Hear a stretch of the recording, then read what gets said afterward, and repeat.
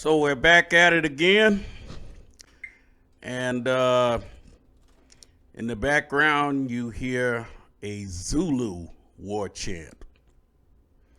Now, some interesting information about the Zulus that most black folks don't know, seeing that they really don't understand or know about their Hebrew heritage. The Zulu tribe actually are the tribe of Gad that dates all the way back to ancient times or during the times of the Bible. And it was the Zulu tribe that usually set the battle in array in some point in our Hebrew Israelite history, even though we also know that the tribe of Judah was always sent out to battle as well, or sent array as in battle in Bible times. So just a little note about the chant that we have in the background. Now, lesson presentation 10, if you remember, if you had a chance to look at it, got mislabeled lesson presentation 9, just in case anyone noticed. Now, I made a mistake when I did that, so just to let you know, lesson presentation 9 is actually lesson presentation 10. Now, with this note, we go ahead and move forward. Now, it was Israel's disobedience that set the revelatory process into motion. God reveals to Nebuchadnezzar in a dream the future kingdoms and empires of the world in the form of a statue, which turns out to be a prophetic timeline, as you know. Then God reveals to Daniel in a dream the four beasts, which further explains and expands on Nebuchadnezzar's dream. The northern kingdom, Israel, was overrun and conquered by Assyria, and the southern kingdom, the kingdom of Judah, was besieged by Babylonia. Once Daniel and his friends were settled in Babylon after their deportation, Nebuchadnezzar has his dream. Then God gives Daniel his vision or dream. Now, in Daniel's 10th chapter, verse 11 to 12, we read, "And he said unto me, O Daniel, a man greatly beloved, understand the words that I speak unto thee, and stand upright, for unto thee am I now sent. And when he had spoken this word unto me, I stood trembling.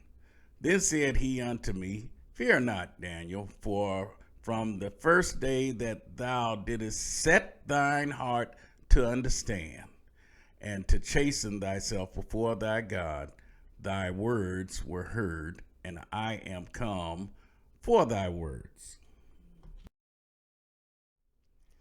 So what we see here is we see that Daniel, the beloved servant of Yah, was given his visions and his dreams to tell him what would happen in the future.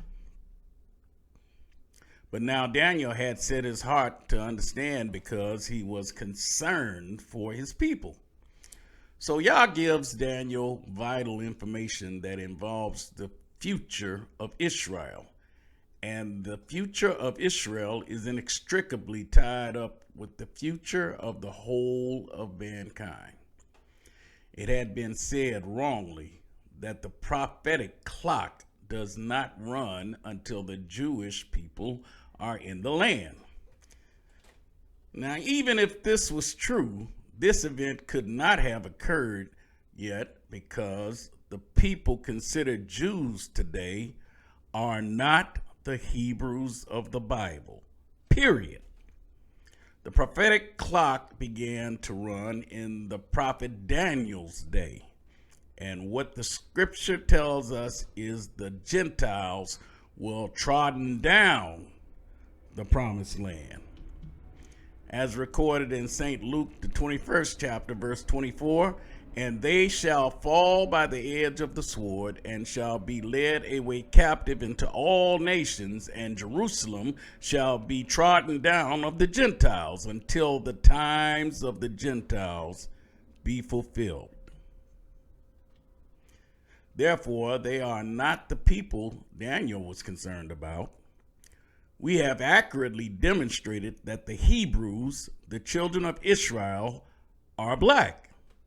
So Daniel's prophecy concerning his people as well as himself, as surprising as it may seem, are black people, or in this modern day, they are now called Negroes.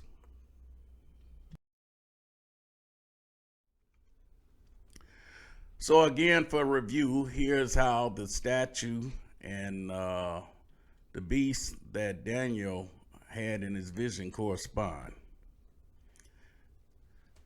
The head of gold on Nebuchadnezzar's statue is the lion with wings in Daniel's dream. And these figures correspond to Babylon. The chest and arms of silver, which appear on Nebuchadnezzar's statue, represents Persia. And in Daniel's dream, Daniel's representation of Persia appears to be the bear with the ribs between its teeth. And both of these correspond to Persia. The belly and thighs of brass correspond to the leopard with 4 heads and 4 wings. And these figures represent Greece. And the legs of iron represent Rome. And in Daniel's dream, Daniel sees the dragon or the diverse beast with the 10 horns, which in Nebuchadnezzar's statue, the legs of iron represent Rome, and the feet and toes mixed with iron and clay represents divided Europe, 10 countries in number. And as we had noted, 3 of those countries are extinct.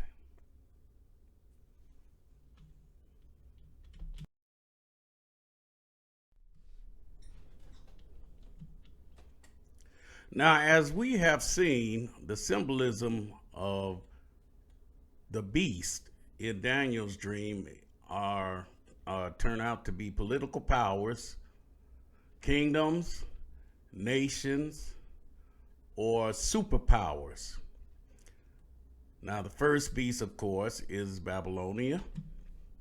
And the conquest of Jerusalem and the promised land was already prophesied long before these events took place. For instance, in the 79th number of the Psalms, verse 1 and 2, we have David saying, O God, the heathen are come into thine heritage. Thy holy temple have they defiled. They have laid Jerusalem on heaps. The dead bodies of thy saints have they given to be meat unto the fowls of the heaven, the flesh of thy servants, your saints, unto the beast of the earth.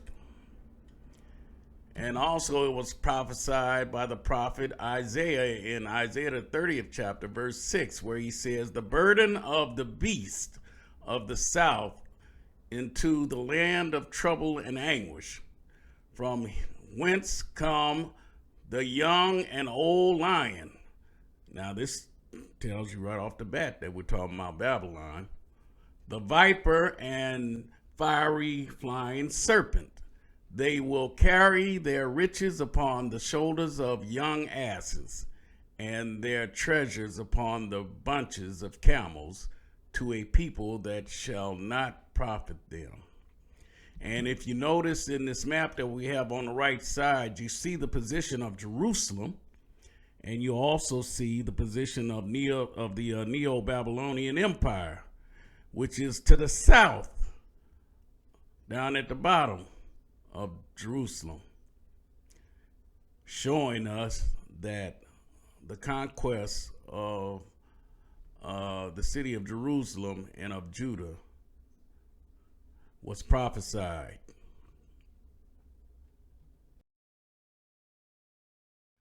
So now moving on to the second beast, which is Medo-Persia. This empire existed between 539 to 331 BC. The Persians conquered the Medes in 549 BC. Then the Medes were combined with the Persian Empire, creating what we call now the Medo-Persian Empire. So now the combined forces of the Medes with Persia brought about the conquest of Babylonia in 539 BC. And these three kingdoms combined are the three ribs between the teeth of the bear, which is this second beast. So the Medo-Persian Empire is the bear, the second beast. And Isaiah prophesied this total event. Isaiah, the 13th chapter, verse 17 to 19. Behold, I will stir up the Medes against them, which shall not regard silver, and as for gold, they shall not delight in it. Their bows also shall dash the young men to pieces, and they shall have no pity on the fruit of the womb. Their eyes shall not spare children. And Babylon, the glory of kingdoms, the beauty of the Chaldeans' excellency, shall be as when God overthrew Sodom and Gomorrah.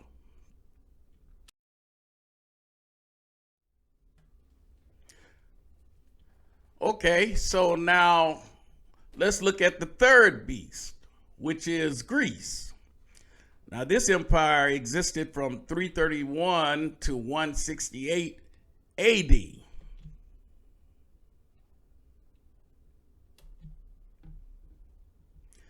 And this third beast, the leopard with 4 heads and 4 wings, represents Greece, or the Greek nation. In terms of conquest, as we know, the army of the Greeks was under the command of perhaps the greatest military strategist of history, who was Alexander the Great.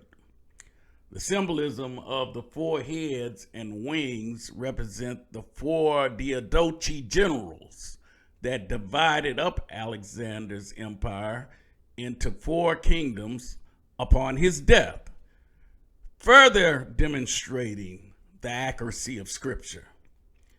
Alexander's army was broken down into 4 battalions and commanded by 4 generals. First general was Cassander. Second general was Ptolemy. Third general was Antiochus. And the 4th general was Seleucus.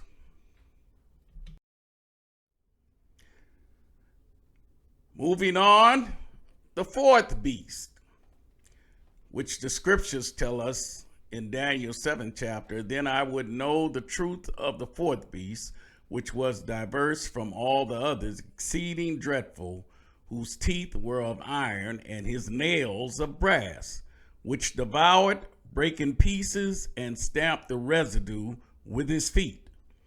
And of the 10 horns that were in his head, and of the other which came up, and before whom 3 fell, even at that horn that had eyes, and a mouth that spake very great things, whose look was more stout than his fellow. I beheld, and the same horn made war with the saints, and prevailed against them.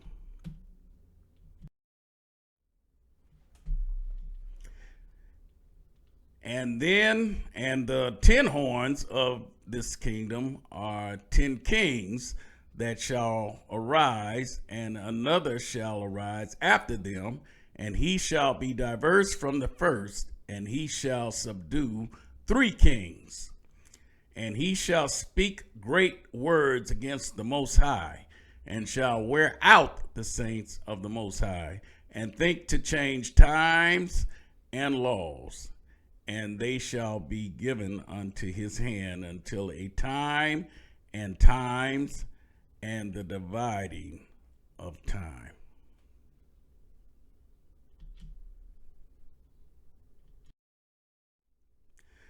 But the judgment shall sit, and they shall take away his dominion, to consume and to destroy it unto the end. And the kingdom and dominion and the greatness of the kingdom under the whole heaven shall be given to the people of the saints of the Most High, whose kingdom is an everlasting kingdom, and all dominions shall serve and obey him. Hitherto is the end of the matter. As for me, Daniel, my cogitations much troubled me, and my countenance changed in me. But I kept the matter in my heart.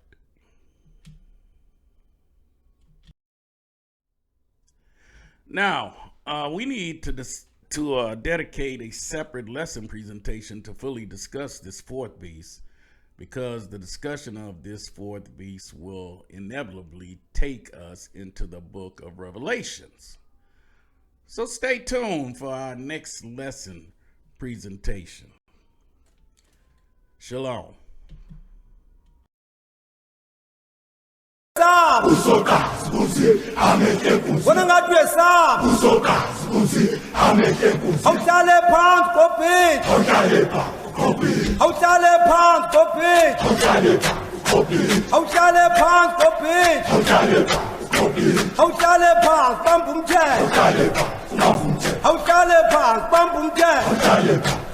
Ba